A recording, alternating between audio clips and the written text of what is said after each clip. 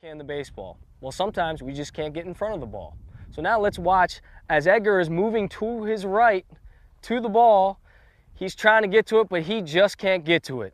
But notice how he stopped into a poor position. Right here, we do not want to have a crossover step in our backhand position. One, the first reason is that notice where his eyes are. He does not see the ball entirely into the field of play, and more importantly, into his glove. Now, also, the second part, the reason why we don't want to backhand the ball when we cross over, is that now he has to take an unnecessary plant step with his right foot. When that right foot comes forward, that is just to get his balance and get a plant. Then he's going to have to take more unnecessary steps, allowing more time to transpire to be able to make a throw over the first base.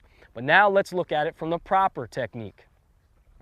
As Edgar is motioning to his right to try to get in front of the ball and stops into a backhand position, he's going to stop with his glove position over his right big toe.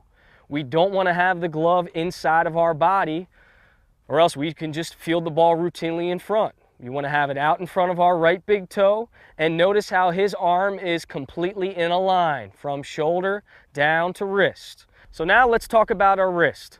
Notice how our wrist is locked into place. It does not swing forward towards the ball in a positive manner, or it doesn't swing backwards away from the ball in a negative manner. That ball might trickle away from us into the outfield if we do not catch it properly that way.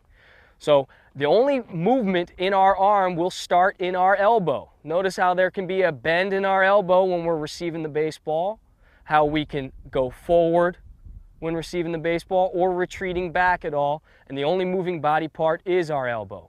Now the last important piece of our backhand is our footwork after fielding a ground ball.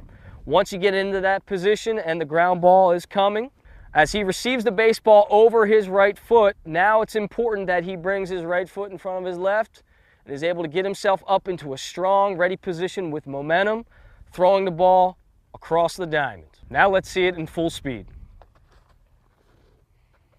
Now in game speed, notice how the reaction of separating the hands is as fluid as you can, getting it out over your right big toe.